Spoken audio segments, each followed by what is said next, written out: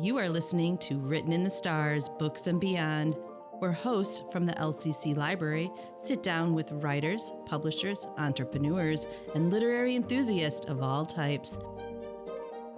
Join your hosts, Amy Ewald, Robin Moore, John Szilagyi, and Abby Tebow as we explore the very heart of the written word.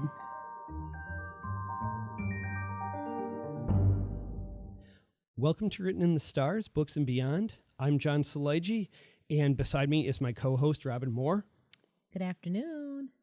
Today, we are joined by author and LCC English professor, Dr. Veronica Wilkerson-Johnson.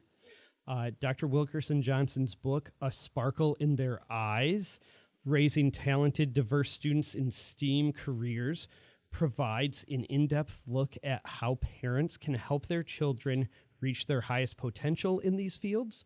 Her personal narratives inspire parents, mentors, and the community alike to guide students through meaningful experiences and to identify resources that will propel them towards academic and career success. Dr. Wilkerson-Johnson is the owner of VWJ STEAM Ventures, LLC, an educational resource company.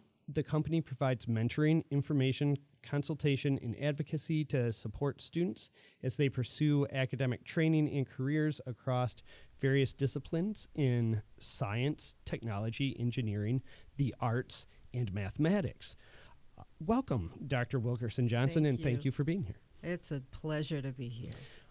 Well, I thought we could get started kind of going way back here. You have an impressive resume and have taken many roles through your career. But let us start from the beginning here. What first sparked your interest in the STEAM field? I would say, John, that growing up with a mom who was a nurse, not only was she a registered nurse, but she loved the concept of holistic nursing in the community.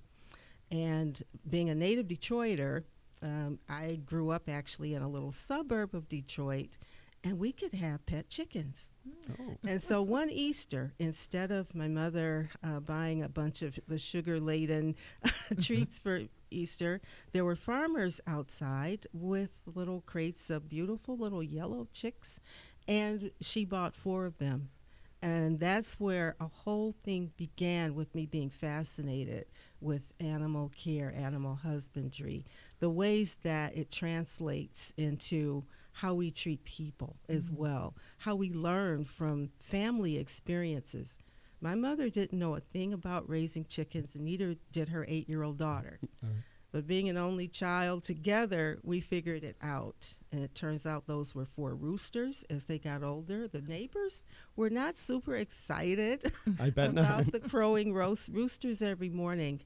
And one of them, and he's mentioned in my book, his name was Charlie, of the 4 brothers. Charlie tried to follow us in the house one day and broke his leg in the door. Oh. My nurse mother took over. She treated him to wellness. She made a little peg leg for Charlie, and Charlie could outrun the rest of the chickens. All of these years later, I think about the resilience of being able to help an animal teach us about strength and resiliency in hardship. And that's just one example of the many ways that those in our small community made me understand that science, technology, engineering, arts, and math is something we live with every day. And my book is about parents seeing the innate talents in their children growing up.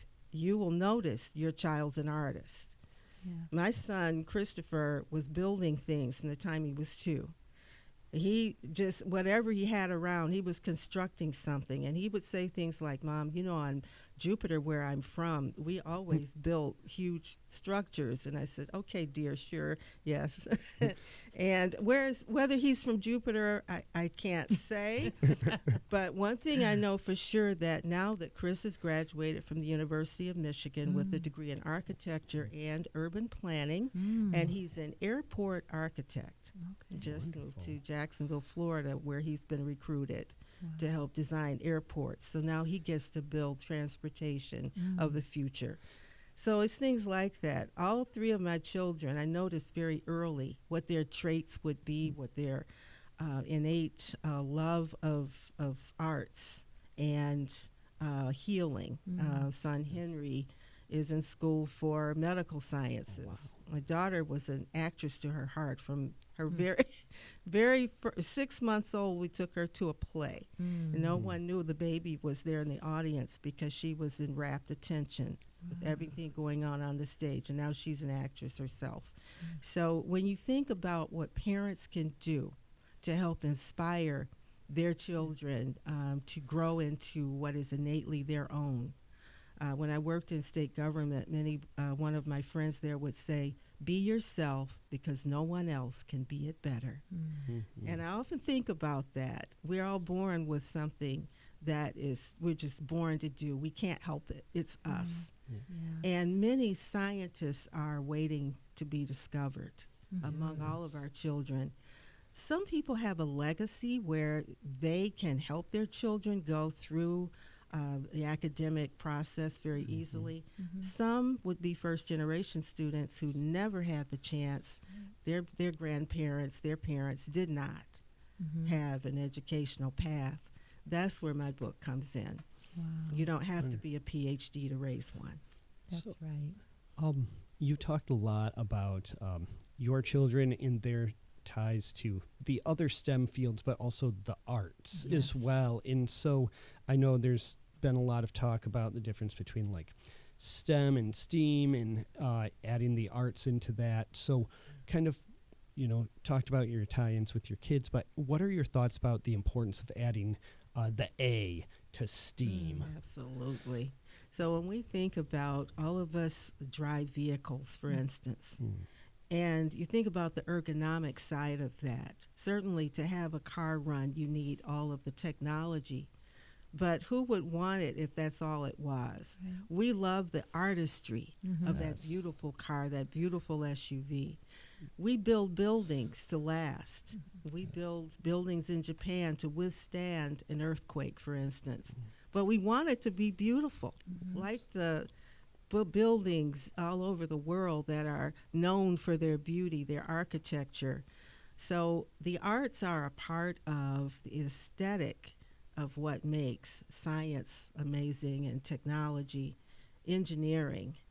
And so now we're recognizing that and including the A in everything we do. Yeah. Dr. Wilkerson-Johnson, you just shared about parents inspiring their children. Could you tell us how teachers inspired you, and tell us about why and how teachers are so important to get students interested in STEAM? Oh, yes. Teachers can play a vital role. When we think of James Earl Jones, the late and great James Earl Jones, who grew up with a stuttering condition.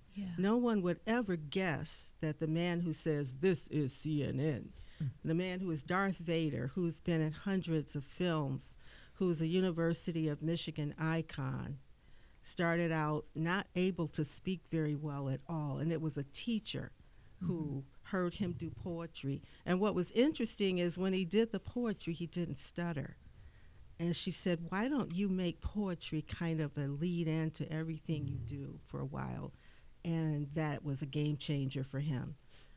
Teacher made a great difference in my life, too. Growing up in a little country town, Mrs. Ratliff, and she's mentioned in my book, who lived in West Bloomfield, many miles from Little Inkster. But every day she drove in, and she brought that sophistication with her. All of us little country kids who really learned so much from Mrs. Ratliff. And she told us we could do anything in science and technology that we wanted to do.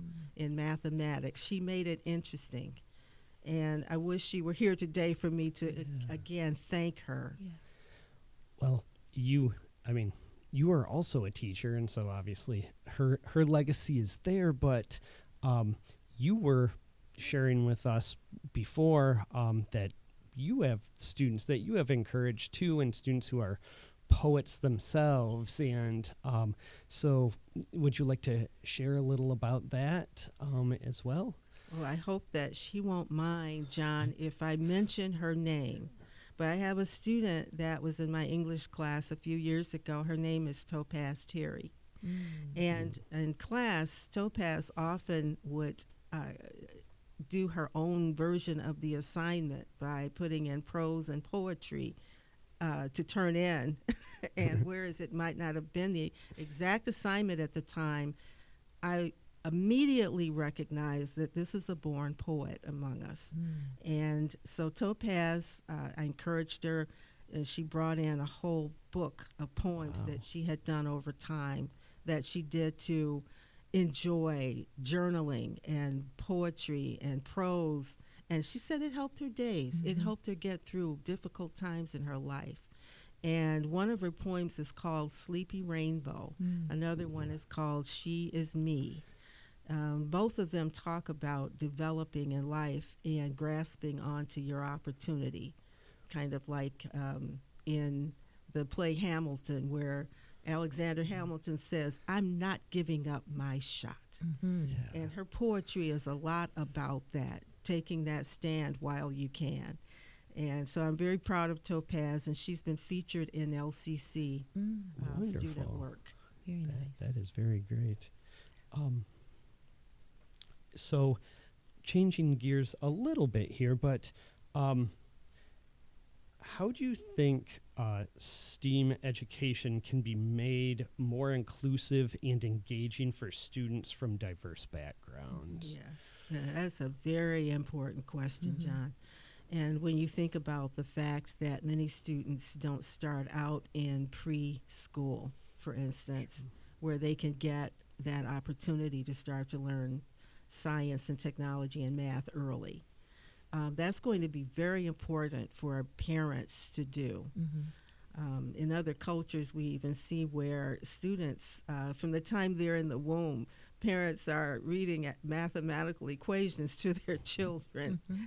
And we wonder why in some other countries, students are already doing mathematical equations in first grade. It's because they started out that way. And as a parent, we all have that opportunity. As teachers, we all have that opportunity to avail students of all cultures, all diverse backgrounds, this opportunity. We start early, and they continue to be a part of math clubs and science exhibits.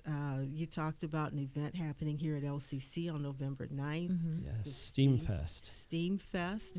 And just encouraging students to be a part of these things, and that will help everyone come to the table. So STEAM Fest will be November 9th, as you said, from 9 to noon in the Arts and Science building on downtown campus here. So families, folks from the community are encouraged to attend for sure. So you know, my next question, I wanted to ask about what advice you would have for parents, but you kind of gave us some information on what advice you would have to give to parents who want to get their kids interested in STEAM subjects. Reach out to the faculty at your child's school. Ask about science clubs, math clubs. Ask about esports, for instance. That's a growing opportunity of students. Most students love to get on their phone and play games. And we find that there are a lot of games that are mathematical and technology related that are fun, and they can get in those math clubs that do phone technology. There are all kinds of opportunities. You're just asking, just seeking. And if the school doesn't have such a program, encourage them to start one. In addition to things in school, you told us about kind of what your mom did with the chicks and how that got you involved in STEAM. Is there any other activities that parents could do at home as well, to even before their kids are in school maybe, or when their kids are in school, to encourage STEAM? Yes, just being aware, I think, number one, of your students' innate interests and abilities. And even if you like to tinker with the car out in the backyard, and you see your son or daughter really have interest in that, let them be a part of it. Let them be a part of things in the community, that are going on, and seek tutors at school. Yeah. So, what type of projects do you think the STEAM leaders of tomorrow will be working on? Oh, I think anything dealing with transportation. Yes. I think that's an evolving story. Whether we stick with EVs or go into hydrogen-run cars or stick with gas burning engines for a while longer, whatever we do, transportation is going to be key. And environmental concerns. The leaders of tomorrow will need to know how to keep our earth healthier. Yeah. And so today is a good start. Yeah. Yes. It is. It is. We have a question for you that's a little off the topic of STEAM, but maybe the arts. And I'm so excited about it. Yeah, Yes. Robin's very excited about Yes. this question. Can you tell us a little bit about your connection with the Marvelettes? Oh, absolutely. Oh, is that the question you were thinking? No, this is like, I'm excited. Oh, okay. My excited hands. So when I was about 3 years old, my mother, the nurse, had a great friend in Inkster that was my babysitter because my mother worked, all kinds of hours as a nurse and many holidays. And so it turns out that in that home were 4 wonderful young ladies, one of whom was Gladys Horton. And so she was kind of like a babysitter, but also a mentor because it was about that time that she had met other girls in the community she went to school with, and they said, why don't we get in the talent show at the local high school? They did that. They won. One of the teachers there, again, talking about the importance of teachers, Mrs. Shirley Sharpley, I believe they said was her name, introduced them to someone working with Berry Gordy in Detroit. He had just started this new Motown music adventure, and the rest is history. They went on to record Please Mr. Postman, which was the first song to take Motown on the international sound stage. And they went on to perform many years after that. And Gladys Horton didn't recognize me 25 years later when a friend of mine who worked in L.A. happened to mention she knew Gladys Horton, who now lived in Los Angeles, and made the connection. And one day the phone rang, and this voice says, "Hi, is this Veronica?" I said, "Yeah." She said, "This is Gladys." And I was like, "Oh my God, my aunt, my mentor," And so she took my daughter and I on the road with her for 10 days. Oh, wow. Through Pennsylvania and Ohio, and we got to see her be inducted into the Music Hall of Fame. Wow. And we actually got to go on stage and perform with Gladys Very nice. in 2 that's shows, fun. one of which was in Columbus, Ohio, at the Ohio State University.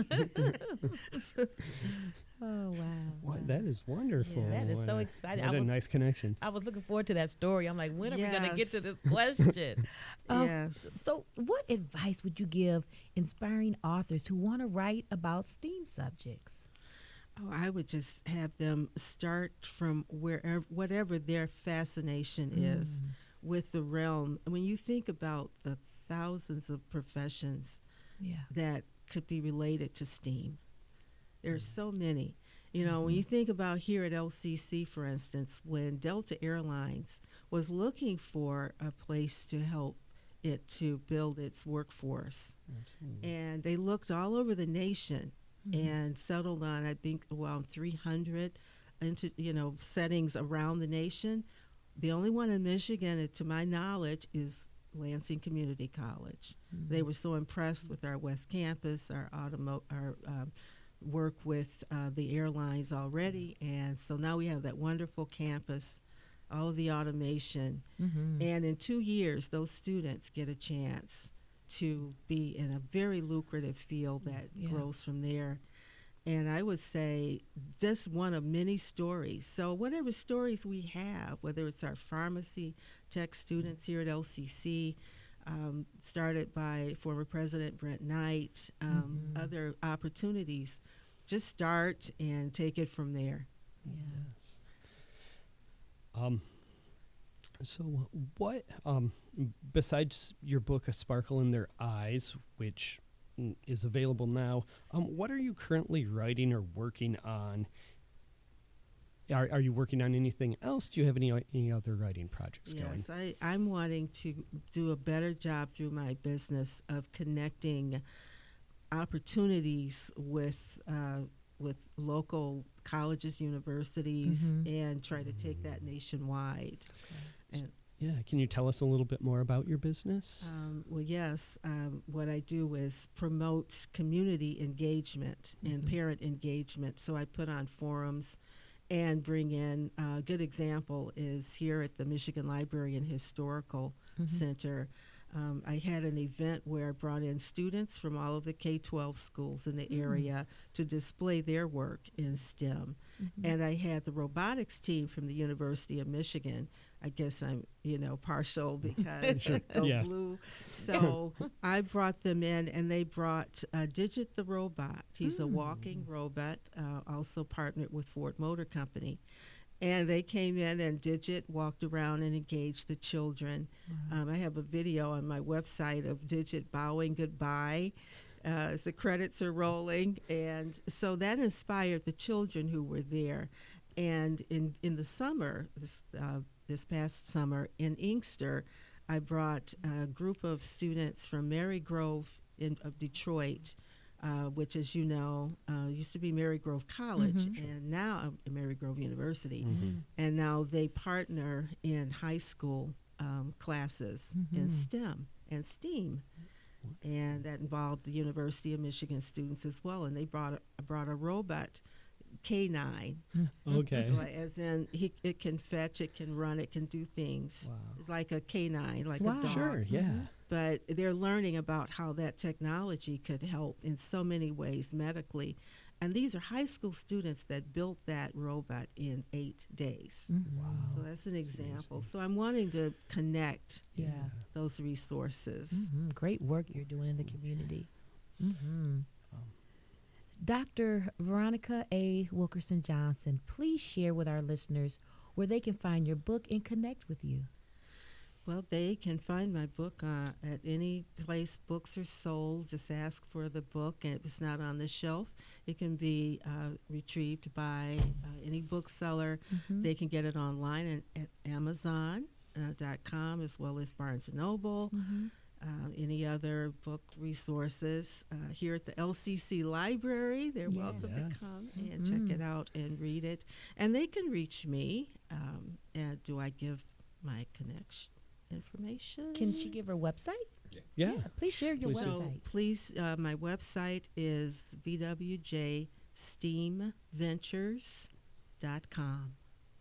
All righty. Well, thank you so much for being here today. It's been great to talk with you, and we were very happy to have you. Yes, I thank just you. enjoyed this so much. Oh, we're Thank so you for the glad to have opportunity. you. Yes. You have been listening to Written in the Stars, Books and Beyond. Visit lcc.edu/library to find the titles discussed in this episode. You can find previous episodes of Written in the Stars and other LCC Connect shows at lccconnect.com. And in the words of Miguel de Unamuno, I hope, reader, we shall meet again, and we shall recognize each other.